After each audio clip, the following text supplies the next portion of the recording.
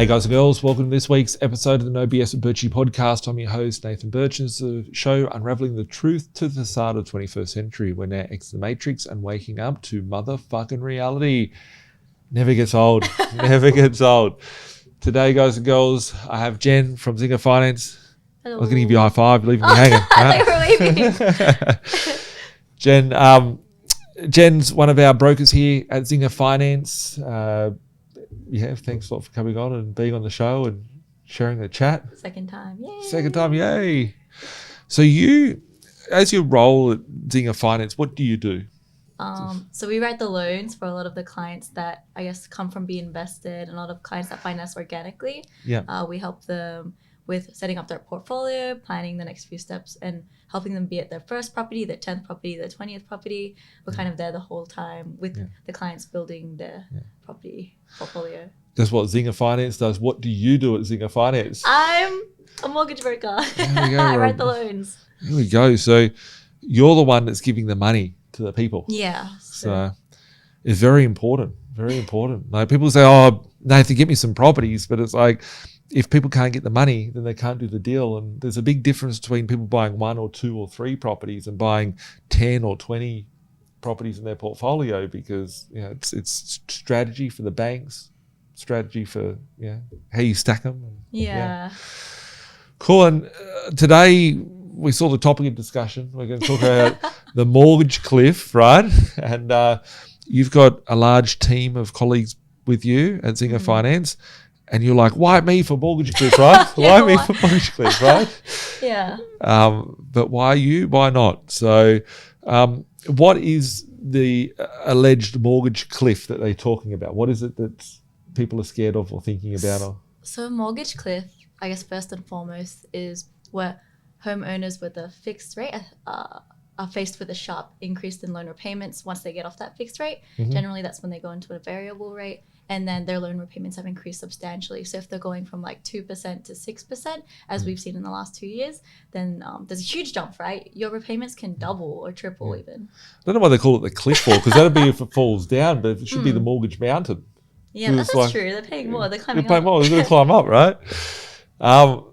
So if we go back, like the people that fixed on the mortgages when they were cheap, that was like, what's the common fixed rate? Like, you don't normally, Zinger, do we fix rates often? Like, no, not really. If anything, a lot of clients left us to go fix their rates, and then they're coming back now that they're getting off that fixed rate. Yeah. We were seeing between like 3% and lower back in 2021 during COVID times. Yeah.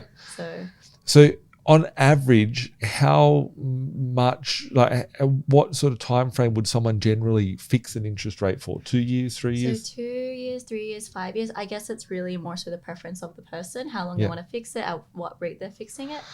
So most of the 2 years, 3 years, 4 years. Yeah, they're coming off it now. So they're seeing the mortgage cliff. Yeah. Is what we say. And there's a lot of talk out there that there'll be a mortgage cliff and all these people will be going bank repossession, they can't afford their house, whatever the case may be. But what have we seen as a business over the last 12 months, right? Like there's talk of negativity, right? And interest rates are going up, property prices will fall, stuff like that. What have you seen happening with your clients, with the values of the properties, with what's happening? I think, if anything, rather than seeing a decline in the value of properties, we're seeing an increase in the value of properties. Yeah. And I guess with the mortgage cliff as well, right? It's reflective of like the broader economic current situation. And if interest rates are going up, right, can people make their repayments and so forth? And then if they can't, then obviously the property will get possessed, and then that's when there's more stock in the market. But if anything, we're seeing more clients buy more properties. We're seeing them, make ways to make their repayments, especially with the rental income. So if anything, they're not struggling. Exactly. It's the opposite. So your clients are being able to service them more, their rents have gone up, their incomes have increased. I guess it goes against what the RBA said, that, inflation, they'll get it under control, right? They said with the illness that was out there for a couple of years or a few years, it'll be 2 weeks to flatten the curve, right? Inflation will just be transitory, right? We'll definitely get inflation under control. They're dropping interest rates globally now, like not in Australia yet, but in the US and the UK. We're following. And there's talks of it now.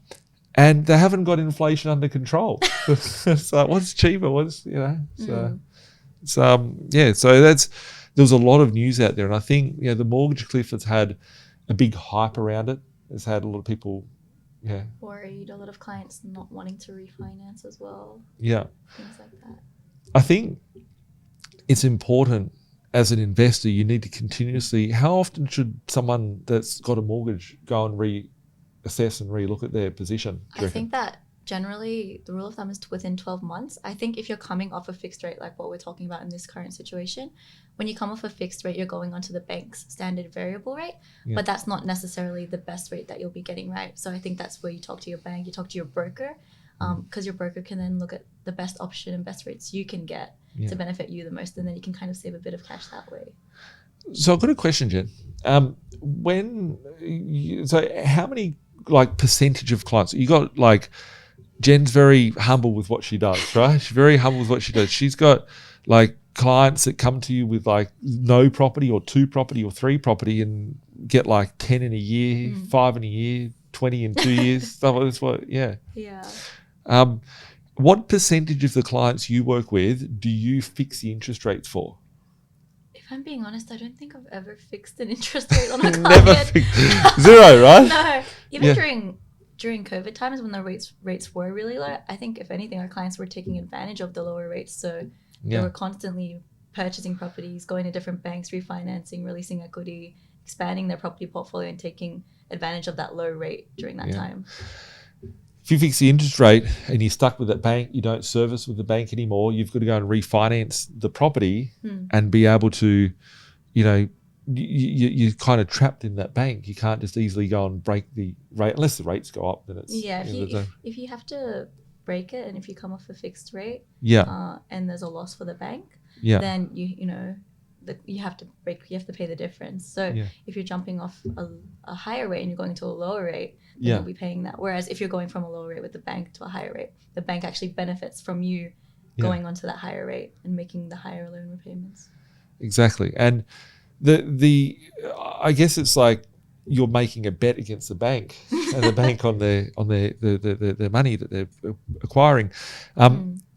You said a point which when you come out of that fixed period, and I don't think anyone ever understands this, right? And this is a big trap for people. I'll start this one and you can finish it off, right? But when you go, let's say you take out a loan for $500,000. Let's say you go buy 5 properties at $200,000 a piece and you use one of the big 4 banks, right? You work your way through the big 4 banks and then you go to the second tier lender. So you don't service at the big 4 bank anymore, right? And then let's say you fix your interest rates, right? You've got a discount of what would be an average discount on standard variable would people get roughly? With 1.9 maybe? Let's say 2%. Let's just say 2%, right? So if the interest rate standard variable is like 8.5 and then you get a 2% discount, it comes down to 6.5, right? That's how it would work, right? And that rate or discount rate of 2% is over the lifetime of 30 years of the loan, right? So you take out the standard variable rate, you get the discount applied to it, happy days. You go and start buying with another bank and you get your next 5 properties. So you're at 10 properties and you've got a large portfolio, happy days, right? That's what we do. You then decide that you want to go and fix your interest rate because you can, right? Yeah. For 2 years and you want to make a hedge against the bank or whatever, right? Your fixed rate finishes and you get out, do you still have your 2% discount there or does that disappear and you go back to standard variable rate? You go as per the bank standard variable rate there. So that's why they say to, review your rates, look at your portfolio, see if you can get discounts. Because even then, right, if you're getting a 2% discount, for example, then you might be getting a higher discount later on. So you can always take advantage of that. And it also benefits, if you have a large portfolio, the cash flow that you can save over the duration of that loan term. Because if you lose your standard variable rate, 2 years' time goes, you go, I got my cheaper interest rate or whatever, right? And then you come back and you go, well, I want to get the discount or I'm going to refinance out elsewhere. But now you don't service at the big 4 bank. So that's where people can get stuck as well. And then that's where when you're taking advantage of the lower rates and now the standard variable rates are a lot higher, you're in a, mortgage prison? Mortgage prison, yeah. So a lot of people struggle with that as well. So you need to kind of understand your rates, what you do. And if not, that's why you have a broker like us. There we go. Right?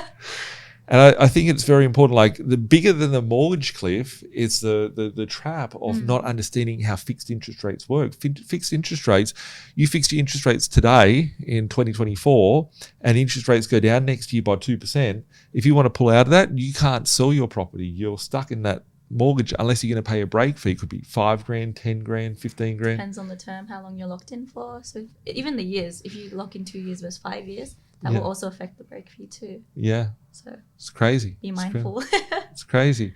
So Jeneviece, we don't give financial advice at Zinger Finance. We can't give that. But our investors, the most successful ones out there, when you look at the holistic approach of the whole portfolio, I guess factor in what is your end goal, what challenges are going to be there in 5 years' time or 10 years' time, what is the portfolio going to look like in 5 years and 10 years, what is required for you today versus into the future, what's more important to you, fixing the interest rate or getting your equity out.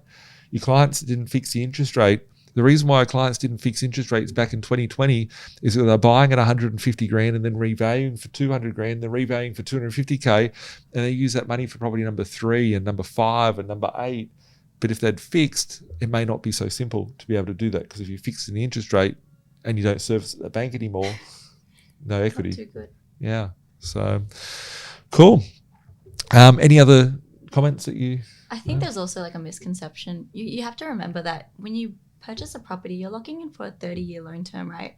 And I think a lot of people are very wary about interest rates. Yeah. But again, you're going to see interest rates go through so many phases over that 30-year loan term. Yeah. You obviously might not keep that property for that amount of time. Yeah. But again, you can't be chasing those rates all the time. You have to be looking at the numbers as well. It's like your property value, the equity there, not just focusing on like that 2%, 3%. I think that's a trap that most people fall into. Like, I get it as like objection. Like people go, "Oh, Nathan, I'm focusing on a 7% interest rate or a 6.5% interest rate." I'm like, okay, cool. Interest rates have gone up over the last 24 months by like 13 times. Highest amount of times it's gone up in history. We know that we're on the eve of reversal in monetary policy and rates will drop. When you're taking out a mortgage, you're buying a property on a 30-year mortgage. Right? 30-year mortgage is 360 months. So you're letting the next 6 months determine the next 360 months, right? And you need to be looking at the long-term picture. When people ask me about structuring, and I get all these random questions asked me on a daily basis, should I put under trust, should I put under this, under my personal name, wife's name, super fund, whatever. I don't give advice on that either, but I always like to walk people along and think, okay, if you're buying it under whatever entity, you need to think about the entity will look like in 5 years, 10 years, 15 years, 20 years, because the long term and the implications that will occur from doing that. And I think, finance is based off the back of that. So, yeah, definitely. Cool. And if someone is like in for a big rude awakening coming up with a fixed rate that's ending or whatever, what sort of strategies could we put in place at Zinger Finance to come to us first? I guess if they're coming off a fixed rate, we have to kind of understand their financial position, right? Yeah. What they can do, where we can take them, because they might not even know where they're at. Where they were 2 years ago might be so different to now. If 5 years ago, 3 years ago, like your financial position is always changing, right? It's ever changing. It's never really the same for a prolonged amount of time. So it's always good to review what you can do. And if you're getting that rate and the bank you're with is giving you a standard variable rate, that's 6.89. You might be able to get a lower rate of 6.5 somewhere else. But these rates are always subject to change too, right? Depending on where you go. Yeah. I think it's important, like if you want to be successful as an investor, you need to understand finance, right? Like I always talk about finance and tax. So you need to understand like all these parameters that are around you. People are like, oh, it'll be all right. Don't worry about it. And it's like, no, it will not be all right, right? Because there's so many variables. Like you just said that, Jen, like your position will change from 2 years or 3 years or 5 years ago. How many people have a 2-year-old kid or a 3-year-old kid or a 1-year-old kid? Like they didn't have that kid years ago, right? Yeah. Someone that wasn't married has now got a spouse and now got a kid, right? Their position used to be one person, one income. Now they've got, or it could have been 2 people, 2 incomes. And now it's 1 income and 3 people or 4 people living off that, which would totally change the dynamic of how that would work. So, Even getting credit cards, car loans, personal loans, things like that. Affect your financial position. Yes. I said to someone recently, I forget the word I used, but it was pretty funny. It was a new client. I remember the conversation very vividly, and they were talking about. I know the word. I know the word, right? It's vulgar. The word that I used, right? Let's use the word that they wasn't this vulgar, but it was like make love, right? Before you make love to have the baby, right? You should let's have a discussion about it, right? Because we need to plan for each stage of the life and of the journey. And this person has a goal of getting to 20 properties in like 2 years, and thought it was impossible to get to that. And I showed a way on how to get there, and they're like, oh yeah, we're thinking of a kid in a year's time or 2 years time.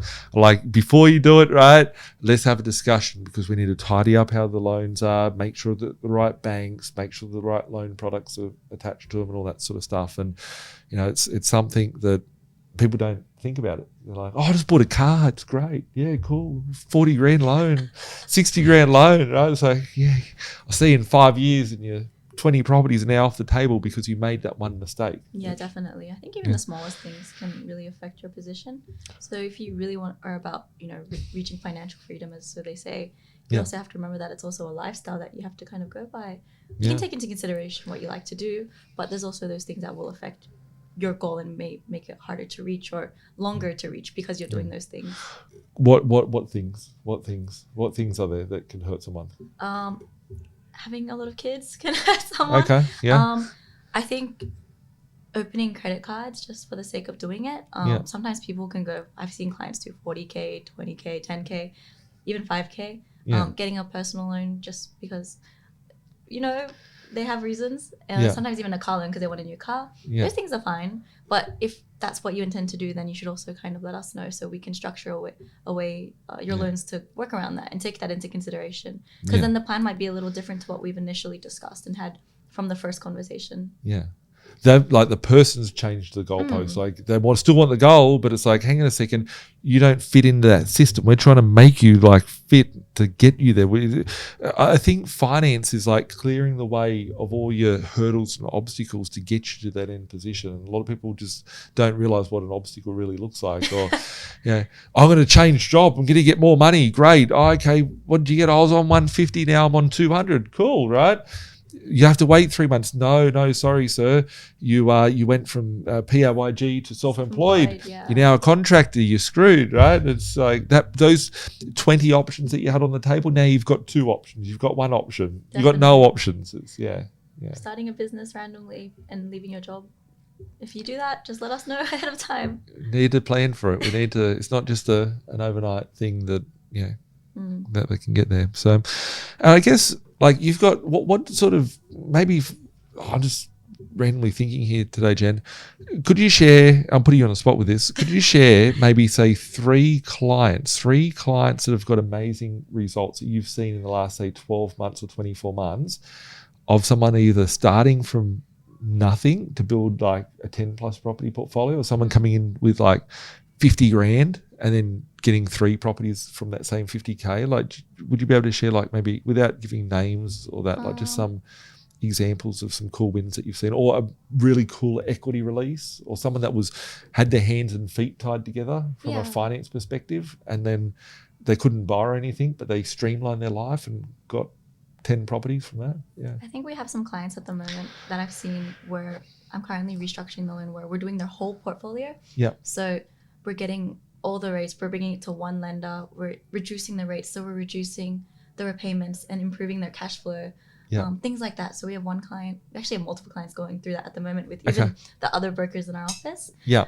We have other clients that have come with a low deposit, could only purchase 1 property. Yeah.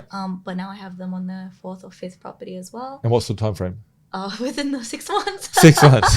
Within 6 months. So they've got no money, they're broke. Yeah. They've got like 20 grand, not even, right? And then, even after purchasing the first property, they don't have that cash flow. They don't have that cash in their account to purchase. So they're really reliant on the equity. Yeah. And that's where we've refinanced, released equity, purchased their 2nd, 3rd. Now I'm currently on their 5th. 5th or 5 in 6 months, right? Like, this is how underrated she is, right? Because she's just like so humble by it, right? She's like, it's just what I do, right? It's just what I do. But so you've got someone that's got like 50K, 20K, 40K to like 5 properties in 6 months. That's amazing. You said about someone that you're refinancing their debt at the moment, and saving from restructuring. Do you know roughly how much annually they could be saving? I think 10K. 10K, okay. 15K. Yeah, cool. I think especially with some clients. So I have another client who he has like 16 properties in his portfolio. Okay. And we're also refinancing that. And he was stuck for a little while. Yeah. But he's purchasing 3 more properties. Oh, yeah. I know who you're talking about there. Yeah, releasing a substantial amount of equity. You know the client. Yes. But he was stuck for a while. He had to restructure his portfolio. He talked with you for a bit. Yeah. And we're finally doing something after a while. Yeah, he cool. Just had a little bit of a hold, but it's good. That's like 2 years, 3 years. He's got like 16 properties. We'll get him to 20 now. Like, he came with, I think, 2. His PPR and investment. Yeah. So that client in the last 2 years has definitely improved his position. Yeah. And has reached, I think he's gone past his goals actually. I think he wanted to get 10. 5 or 10. Okay, yeah. And then it became 15. Now it's 16. Yeah. Cool. And there's like any other clients or cool stories that you've got at the moment that you're working on or that you've seen recently? What's the biggest equity pool? Like someone bought 400K.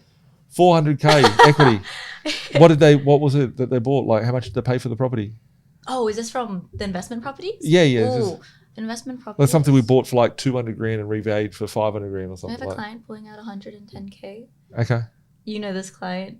We can't say the name. No, you know this client. The camera's rolling. Okay. But she purchased the property this year. Okay. And then I think within a month we refinanced it. And it's already been approved due to settle. Released around, I think, 100K. I wrote a little note there to talk about you off the screen. This is how we do deals, right? We just like, So okay, cool. Like that. I think generally a lot of our clients, we see that. It's not just 1 or 2 clients. A lot of the clients that we get, we're refinancing 10K, 20K, 50K, 100K, 150K. Yeah. It's very, I don't know if this is bad to say, but it's the norm in our office. That's why we don't have wins of the weeks, because these are things that to us we see all the time. So when you come in, what's your win of the week? We don't have anything because this is just normal, right? Normal. I literally want to make videos with the team at Zinger of like deals that they're doing and the cool stories that they've got, and they go, "Oh, we don't have anything cool to talk to you about." That is cool. They came to us with 50 fucking grand 6 months ago, pulling out 120 grand, right? 110 grand. That is cool, and that's something that I don't think mortgage brokers do a good job of. Like they don't do it. That's why people don't have the portfolios like we do. How many clients would you, what percentage of clients would you have, Jen, that would start with, how many clients come to you with no property? They just buy their first one. Ooh, that's. How many first time buyers do you reckon? Percentage. Yeah, like a person that buys a property for the first time. Maybe it's 50-50. 50-50. Some clients come with 1 property though, because they don't really know what they can do. So they might have, so say 50 that don't have anything. How many would have one, like the house they live in or that trigger? Some clients have owner occupied. Yeah. And then others have like their first investment, and then they kind of think they're stuck there because they don't really understand how finance works. What percentage of clients come to you with less than 2 properties? Oh, the majority of them. Well, like 80%? Yeah. All right. So this is what we're working with, Jen, right? The mass majority of them. We're going on a little journey here, folks, just to draw how great the team is, right? So 80% of clients come to you with 2 or less properties, maybe even a higher percentage, like 90%, right? Let's call it 80 just for the fun of it. So out of that, what percentage of your clients would get 5 properties in a year? If they weren't with us? No, with you. Oh, with us? No, like once they come to you, how many would get like 5 in a year, or 3, 4, 5, 6, 7? It's all the time. I don't have a percentage. So, well, like, I'd be able to give it, maybe like 80%? Yeah, and I feel like that's not giving false expectations, because it's a lot of our clients right now, you're presenting to them while I'm doing the finance, the 4th, 5th property. When I walk in the office and Jen sees me, it's like, oh, I'm not on my phone. Like, she's always on the phone and that. But then it's like, fuck, I better get on the call. And it's like, it's hard, right? Because she knows that Nathan's going around. It's going to be like, who's got equity? And I'll send her an email. I'll see one of my investors has settled on a property yesterday, and I'll forward it to her and be like, equity, right? How much, right? And sometimes I already know. Like, there was one that we did the other day, New South Wales coastal mid-north coast, right? You know what we got, the block of units here. We bought 1-bedroom units for $255,000, right? I've got a valuation. Someone that works at a bank, right, at a Big Four bank, has revalued theirs already before settlement for 400. Yeah. Right. So I was like, hang on a second. We've got like, there's 25 units or something in this complex, and everyone's like, I want the 2-bedder, I don't want the 1-bedder. There was like maybe 16 1-bedders or something. The 1-bedders, I must say, were where the money was at, right? The 1-bedders where the money's at. So 255.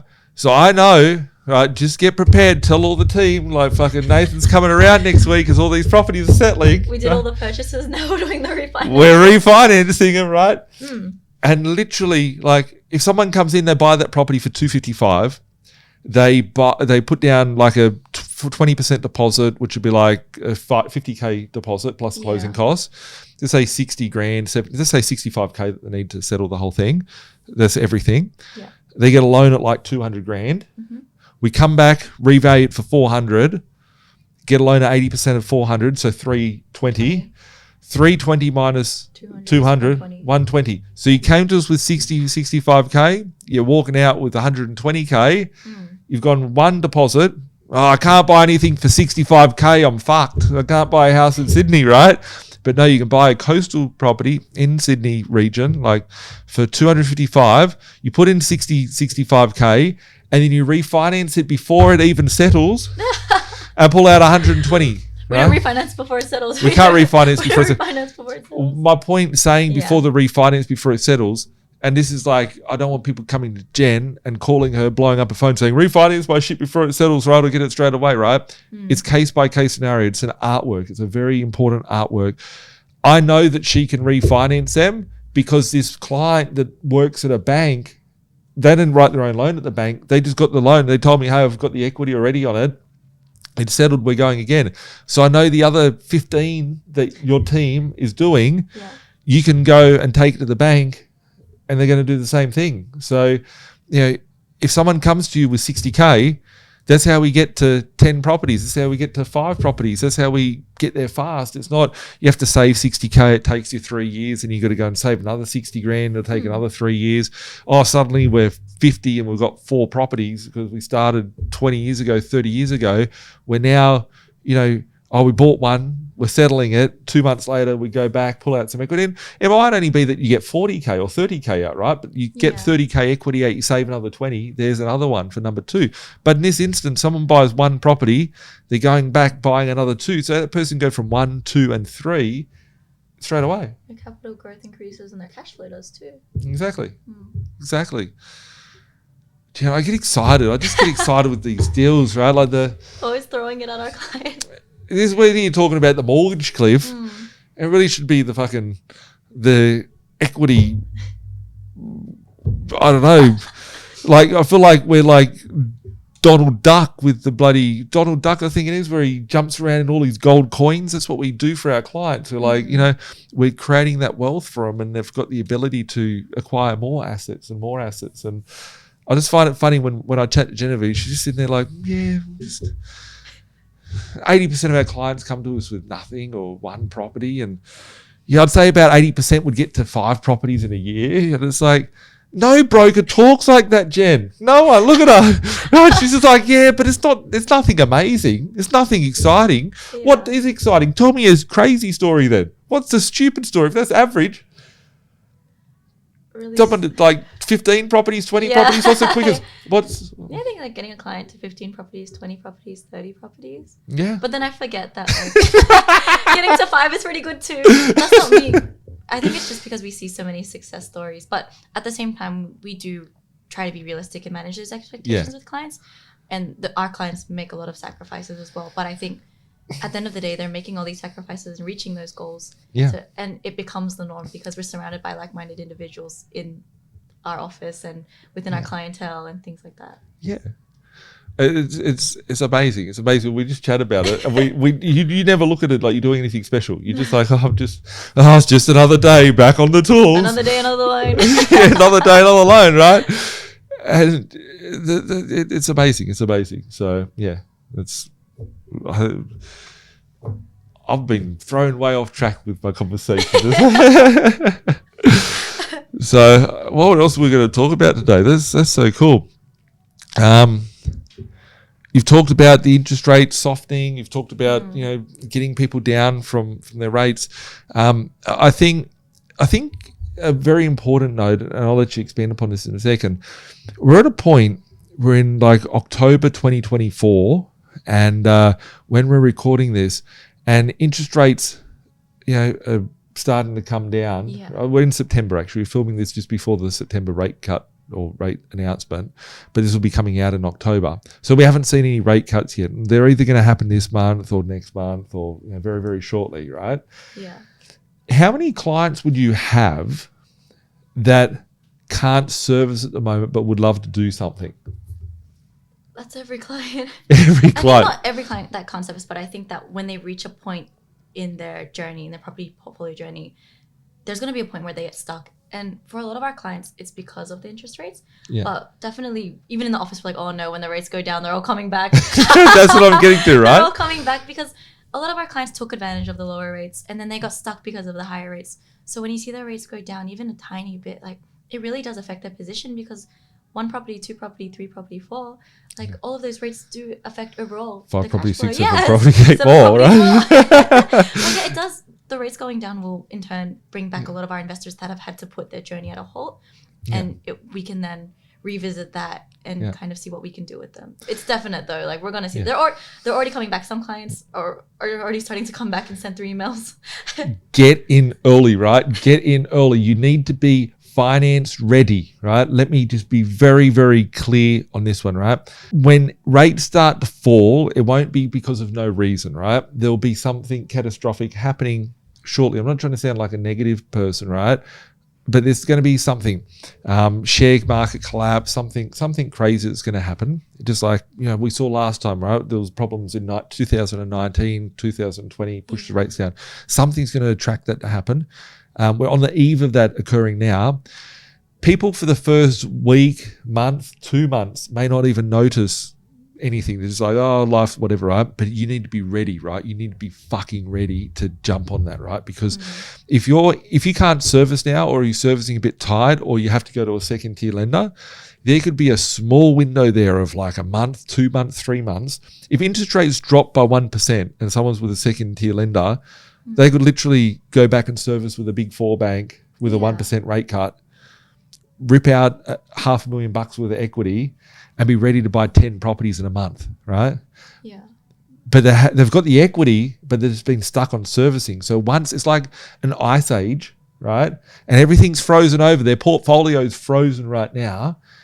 And when it heats up and the rates drop, the ice will melt and all the shit that was in the ice will like take over the world, right? Yeah. Their portfolio, they've got all this equity that's frozen and locked in. Once the rates come down, it defrosts the equity, they can rip it out, and you're going to see a whole new boom that occurs. We're going to see the biggest boom anyone's ever seen, right? You think doubling's important, right? It's going to be greater than that, right? But if you're finance ready, you can pull the trigger. If you're not finance ready, you're going to be sitting there going, oh, yeah, I'll wait until later. There's people I know that Jeneviece and other team members were talking to 2 years ago when rates were starting to go up. And I feel sorry. I'm just going to say, like, it's fucking stupid, right? Fucking stupid what they did. They're like, interest rates are going to go up. I think I'm just going to wait without taking the equity out. I'm like, get your fucking equity out now, right? You won't get it, right? And they come back 6 months later, they're like, I want to get my equity. It's like, mate, you don't service, right? Yeah. You don't service. And then they're like, oh, we really want to do it. It's like, well, you don't fucking service, right? Like, it's simple as that. But when the reverse of that occurs, right, it's going to be like the floodgates, right? The ice is melting and the equity is going to go and find itself a home. Water find its own level. You put your hand in a cup, the water will continue to go out and fill. The water will find its own level and the market will find its own level. We're on the eve and the cusp of a new boom to occur once this situation, and we see a reversal in monetary policy, and I'm excited. Yeah. But if Jen's too busy and the team's too busy and your existing broker's too busy and no one can help you and there's going to be fucking queues around your office and We already have queues in our emails. You have queues in the emails, right? It'll be like when the rates start dropping, your office will look like an Apple store, right? On iPhone release day, right? So I don't mean to hype it up like that, but it's the fact. And I think that, it's rare that people see these little times, and there's a little slither of time that we're going to see very soon that will be amazing for people that get ready. So, Most definitely. Any final tips, Jan?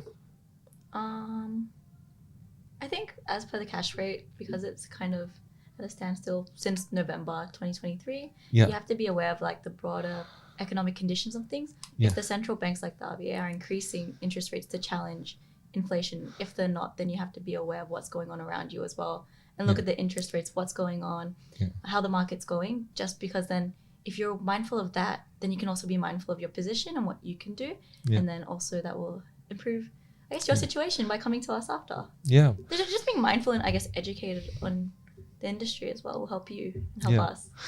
I think knowing, a lot of people said years ago to me, Nathan, stop talking about interest rates, stop talking about the economy, just stick at what you're good at, right? I'm like, I've got more debt than anybody out there, right? You guys were like helping me with some discharge forms, right? The team, like all the broker team was sitting there. I've never seen so many discharge forms before, right? Filling them out for me. I forget where I was going with that. What did I say 2 seconds before? Economy, interest rates. Yeah. I need to know what's happening to the economy, right? I've got all this debt. If interest rates go up 1%, I need to go, in the last interest rate, they've gone up 3%, right? Like that's like my interest rates overall have probably gone up about $1 million, right? If anyone was going to cry, I'd be fucking crying, right? I'd be angry. I'd be like, no, I'd be like, cool, I'm laughing. I'm like, I'll push my rents up. It got me, it's just buy more property. And now this next part is going to reset the game. And I've said already, I'm going to buy 100 properties in a month. That's my goal, buy 100 in a month. But it's like getting that shit ready. And if you haven't spent the time researching, knowing the market, knowing the greater economy, the macroeconomics out there, like you're talking about cash rate, you're talking about the economy, you're talking about macroeconomics. Like you don't have these conversations with your normal brokers. I'm just telling you, like you know about it, right? Yeah. And you just think, writing 10 properties in a year is fine. Like it's just normal. Like isn't that what everybody does, right? It doesn't happen. So yeah, I think it's important. Get the knowledge out there. So Jen, if people want to get in contact with you and get in contact with the team, what's the best way of people reaching out and speaking to yourself? You can call us at 1300 882 022, or you can email us at info@zingerfinance.com.au. There we go. That was a tongue twister you got like perfectly fine, right? It's perfectly fine. So I didn't even know that number, and it's a number I've had for like 12 years now. So so thanks for reminding me, Jen. If you guys have a mortgage, don't have a mortgage and are thinking of a mortgage, know someone with a mortgage, you need to get yourself sorted out. If you're thinking of buying a property, want to get started, reach out to Jen, reach out to the team. We've got, how many people are on your team? Like 16 or something? Every time I walk in, you got more stuff. 12, you got more than 13. that. I think 13. I think there's 13, 14, yeah. Yeah, 13, 14. It's constantly changing. It's great. There's a large team there.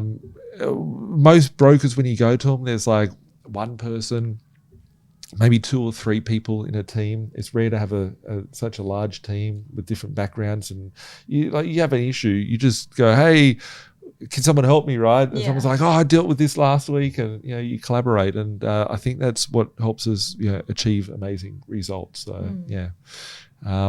reach out to the team.